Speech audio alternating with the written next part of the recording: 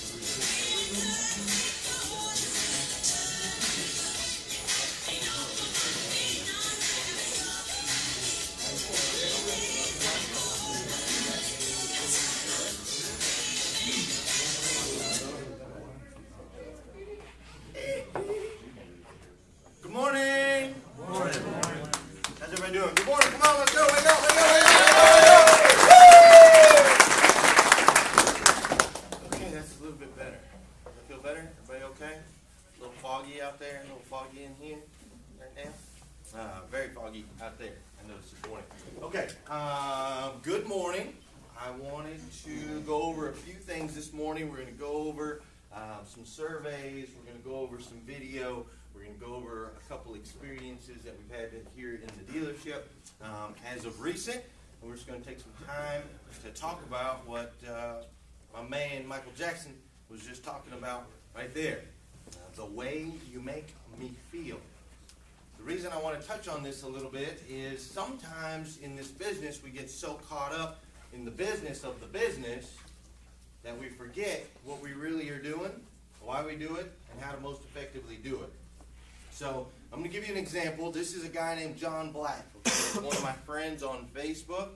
He posted this yesterday, and I want to share it with you guys real quick. How you doing, Mr. Mitchell? Good. Hello, friends of Facebook. This is not something that I do regularly, and to be honest, I'll probably delete it after I feel better about myself for having posted it.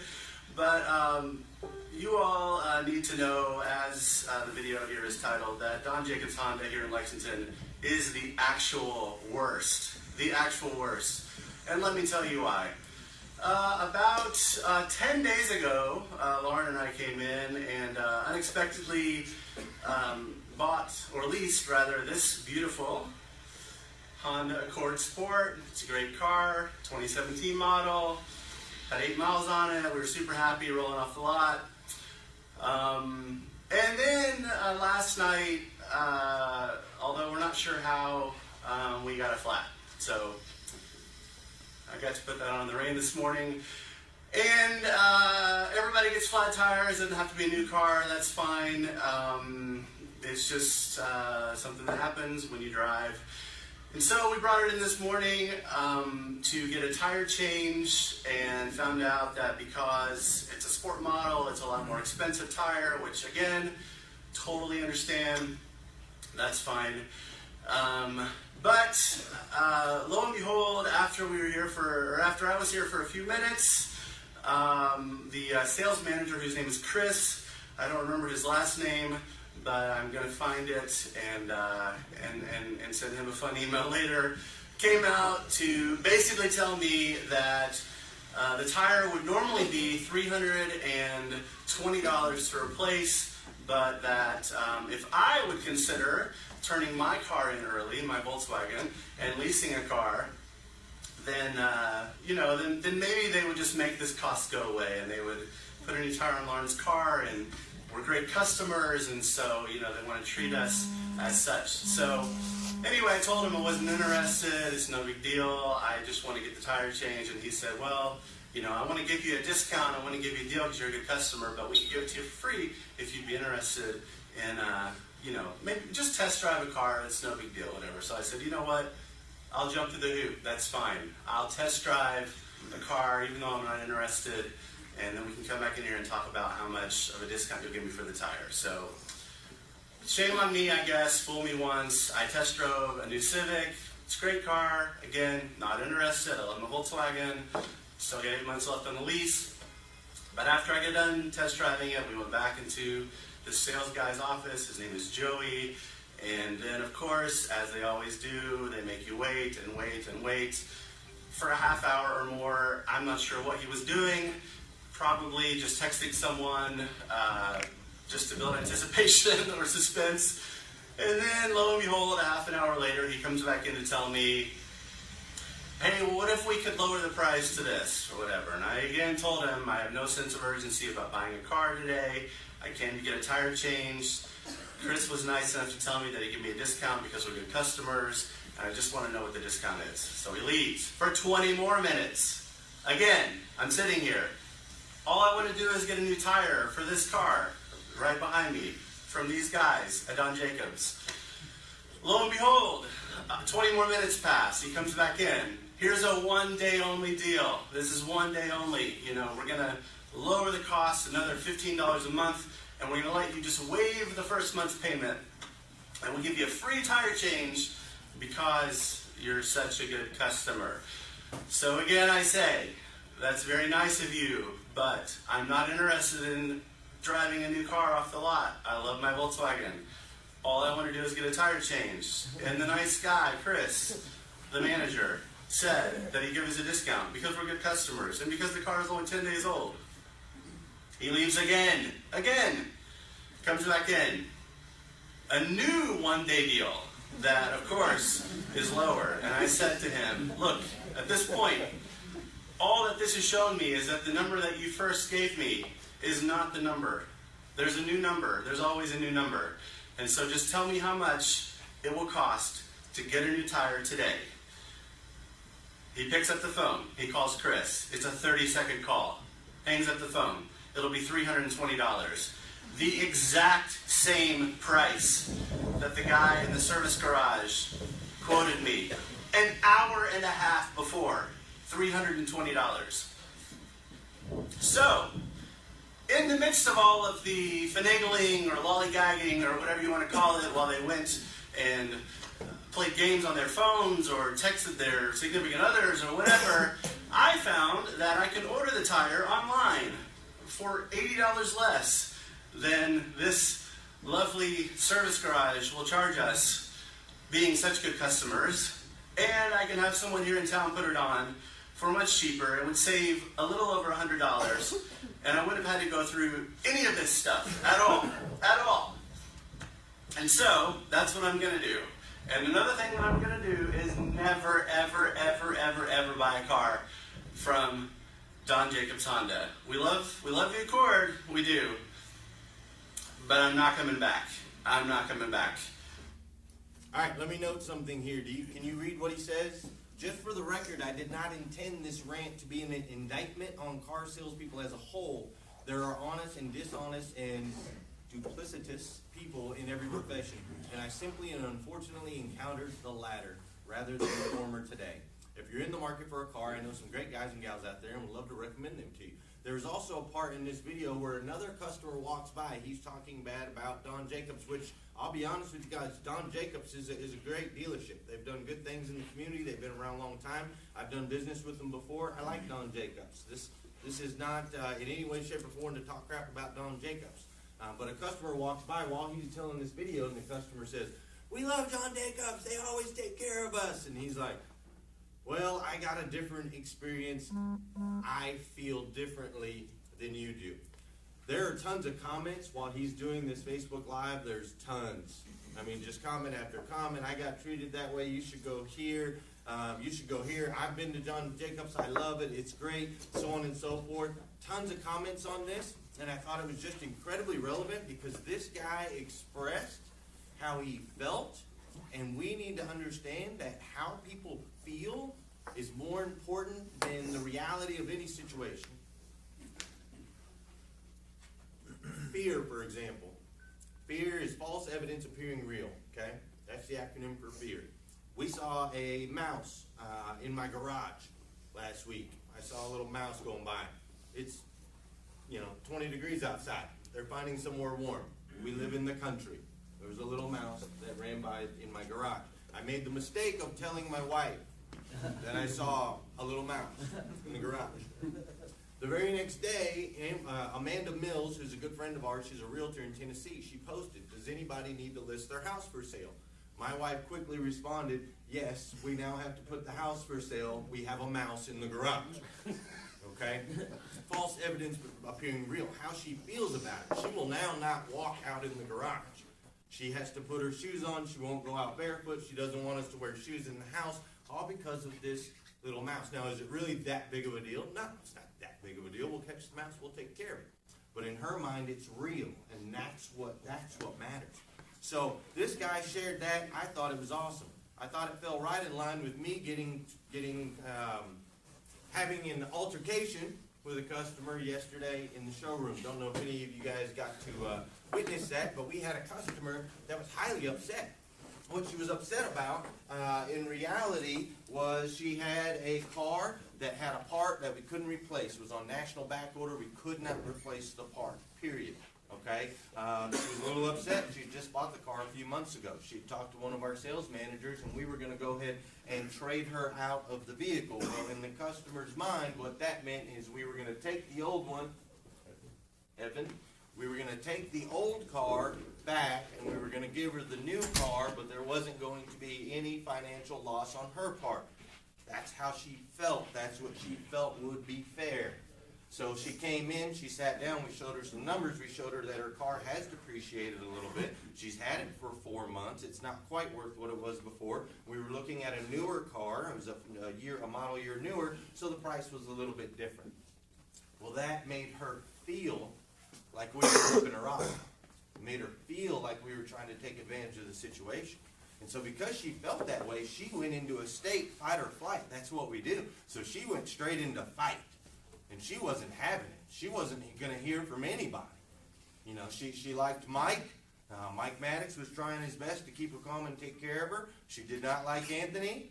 She did not like me. She didn't really want to talk to anybody. And there was a guy sitting in the showroom filming the whole thing. So there's probably another Facebook video out there somewhere a little bit like this one. Now, thankfully, of course, we did what we do here at Dane Cummins. We took the customer, and I got her in my office, and we got her calmed down, and we got to have a conversation, and we got to figure it out, and we made it right because that's what we do, and we made her feel good because that's what we do. But I want to make sure that you guys understand that that's what we do all the time and every time. If they don't feel like we're treating them right, it's far more important than anything. You can be a product specialist. You can know your Corvettes inside and out. You can be an absolute master on the clothes. But if you can't make your customer feel good, you're gonna run into problems. Now, yesterday, as a matter of fact, I got this email. This is an email from Amber Wood. Amber Wood calls her customers, takes care of them. I'm not going to go through all these. Typically, we kind of go over some reviews. Yes, Anthony? Adam. Typically, we go through some good reviews. We read through the good reviews, and you guys get a lot of good reviews. To clarify, in this email that I'm about to bring up, there's 36 surveys in this email. 8 of them were negative. 8 of them were very negative. Zeros. Okay? So, yes, 28 happy people. We did a great job, and we tend to look at that. But I was talking to my mentor the other day, and he gave me a true statement I'd never heard before. He said, it's awesome to do a victory lap after you win the race. Totally cool. But it's a bad thing to do victory laps. Because once that race is over, you do your victory lap, you cheer, you did good, but while you're out there running around, doing victory laps, Those other guys that you beat, they're getting back at it. They're worried about the next race, which is what we've got to be worried about. So yes, great job. We did 28. We talked about good reviews, but we had 8 bad reviews out of 36. That's almost 25%. That's 1 out of every 4 people. You sell 800 cars, that's 200 people that are not happy. Not to mention another 100 people that we didn't service or we didn't take care of or we didn't sell a car. Okay, so going through, and I'll just look at a couple. Manny 0%, Zach 0%. Corey, lots of 100%. 100%. Good surveys, lots of good surveys. Dan, 0%. Robbie, 60%. Josue, 65%. I don't know how Brian Taylor got one, but 35%. Evan, a couple zeros. Okay? Not okay. It's not okay. These people feel like a number, they feel like we're taking advantage of them, and we haven't done what we need to do to change that. There was one more thing I wanted to move up here. Can't find it right now. I'll find it in a minute. So, let's touch on this a little bit. False evidence appearing real, right? That's what fear is. And it's all about how we feel. So why do we do the things that we do here in this dealership? Why do we train on our products day in and day out? Why do we do it? We got to educate ourselves, right? To assist. That's a big part of it, right? So that we can be professionals, right? Why do we need to be that way? For the customer. So when the customer comes in here for their second biggest purchase that they'll typically make in their life, right? You buy your house and you buy your car. Those are usually the 2 biggest purchases. They want to feel like they're dealing with a pro. So that's why we here at the dealership, we study our products. We make sure that we train so that our customers can feel like they're dealing with a pro. Why do we dress nice? Why do I got my hex tie on today? I got my hex tie on today because it makes me feel like a pimp. No. But it makes me feel good, man. We dress a certain way so that we can feel good, because if we feel good, then we can help make our customers feel good, right? Why do we have 2,000 cars in inventory? We got 2,000 cars in inventory because we want our customers to feel like they have options.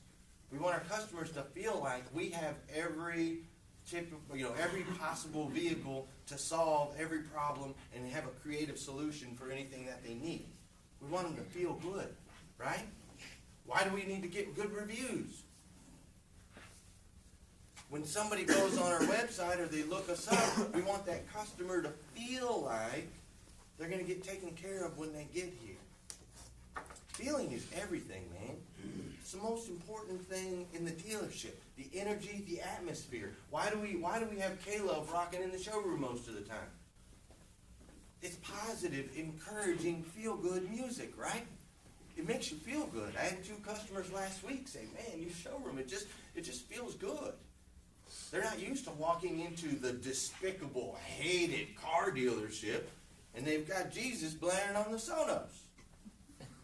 It feels good.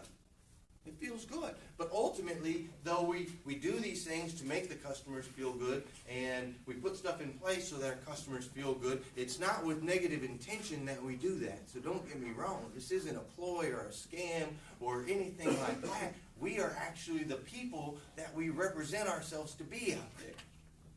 And we have to remember that always, all the time, no matter what. You don't know who's watching. You don't know who's Facebooking. And it doesn't really, to be honest, it doesn't matter. You got to do it when no one's watching. And you got to do it when the people are watching. And we live in a world today now where if you're not doing it, they're going to put you on blast, man. It's delicate. It's dangerous. We're in a blessed bubble in this place, man. Awesome place to be. Customers pouring in the door, inventory. We got owners that are cool. I mean, it's an awesome place, man. We work around awesome people, like really awesome people. So we got to make sure to protect this place. We protect it by making sure that everyone that walks through this door feels like we are the people that we say we are. Now, I've had some reviews come across. Nobody said hi to me. Had some reviews come across. I got sat for 30 minutes. Nobody wanted to help me. Had some reviews come across. Hey, I sat there for an hour and then I left. I've seen that. I had one review where the person said, I just stood there for 30 minutes and they were all talking around me. We didn't make them feel like they were special. We didn't make them feel important. We didn't make them feel like they were the only one. Instead, we made them feel like a number.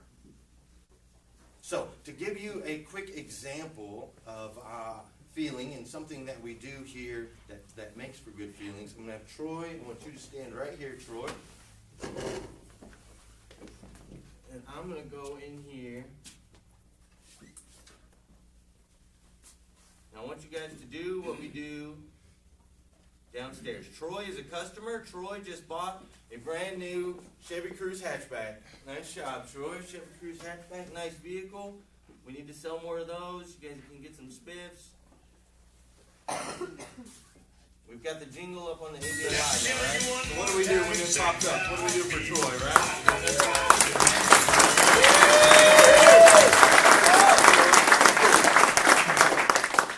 And then we get back to work, right? That's kind of what we do right now. Now stay there. Stand right here. Now, have you guys ever seen or been anywhere where somebody does something incredibly awesome and they get a standing ovation? Have you ever been a part of a standing ovation? Yes? No? Yeah. Yeah? Okay. Here's what we're going to do. This time we're going to cheer for Troy for buying his Chevy Cruze hatchback. We're going to give him a standing ovation, and we're not going to stop clapping until the music stops. Okay?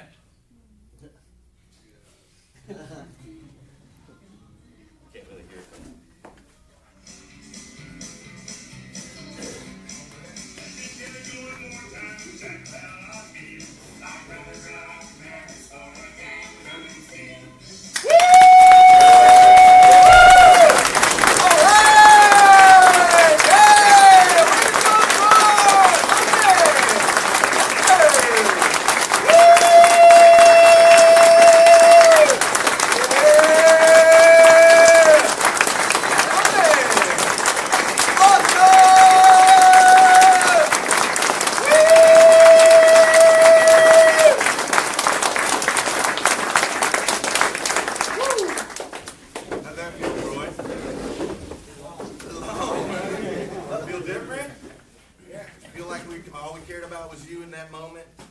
Everybody, all eyes on Troy, focused on Troy, right? That thing right there, that jingle's 20 seconds or so. Feels a lot longer, right? Go ahead, buddy, go sell one. It's 20 seconds or so. But here's what I thought. I looked out, we do the jingle to make people feel special, make them feel like they're the only one and that we care, right? And so we pop them up on the video wall, we put them up there, and we clap. And here's kind of what I see. I see, really a lot of enthusiasm in those first 5 or 6 seconds. Like, woo, yeah! And then you guys are like right back, or sometimes it's I get a little clap off to the side real quick. I see that one. Who does the clap off to the side? Yeah, I've seen you with the customer. Let's watch it. All right. You guys, I'm watching. Okay. So here's what I was thinking. Here's what I'm hearing. I'm hearing sometimes I feel like a number, or sometimes I feel like they don't care, or sometimes I'm sitting around for this long amount of time and I'm not getting taken care of. So I'm hearing that, and I thought, what can we do collectively for our customers to make sure that they all feel what we feel? Because I know how you guys feel in your heart. I know that you guys care deeply about each and every customer that we come in contact with. I know that I work with incredible people. But I thought, what can we do to make sure that our customers experience that and they feel that?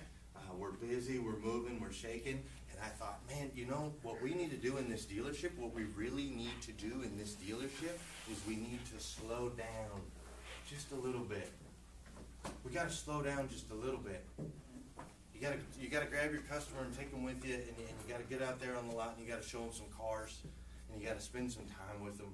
You got to build some rapport. We can't just set the customer down in the lobby, tell them to grab a cup of coffee, and then come back 30 minutes later, toss them the keys, let them go out in the car, and then come back and expect them to just sign on the dotted line at the price that's there because it's the best because we sell 800 cars. We can't do that. We can't do that. If we do that, then the customers will feel like a number. They won't feel special. They won't feel like they're the only one.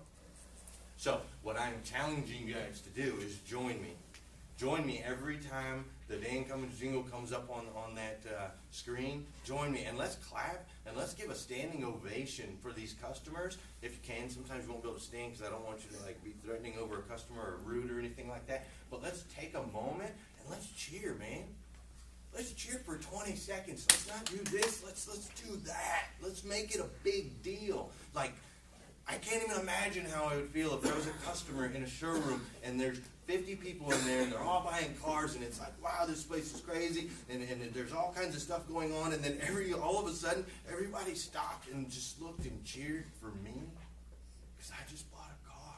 And they didn't just go like this. They cheered and they hooted and they hollered and they was like a standing ovation. They were in there for 20, 25 seconds. It was an amazing experience and it makes me feel so good. I personally, with you guys' help, am on a mission to eradicate the stigmas associated with the car business. The only way we can do that is by making every single one of our customers feel important, making them feel special, making them feel like they're the only one. Today we have 80 appointments already this morning. It's kind of foggy outside, not a pretty day. It's a little bit cold. My guess is this place is going to be packed. People, well, what else are you going to go do today? So the BDC has done their job. The customers are going to come through the door. I need you guys to stand up and cheer. Let's make every one of them count. All right? Let's go out there and have a big day. Woo! Get loud!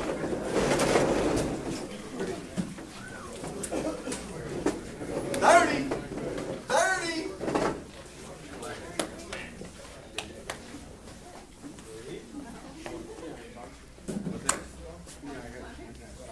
Yes, let me close this up. Big day today. Okay. Hey, thanks for tuning in, guys. Hey, do me a favor. Share this. We want everyone to know Dan Cummins Chevrolet. We care about each and every customer. No matter how big we get, we're just a small town dealership. So hope you guys have a big weekend. Remember, we're on a mission to eradicate the stigmas associated with the car business. We need your help in doing that. So come visit us. Talk to you guys later. Bye.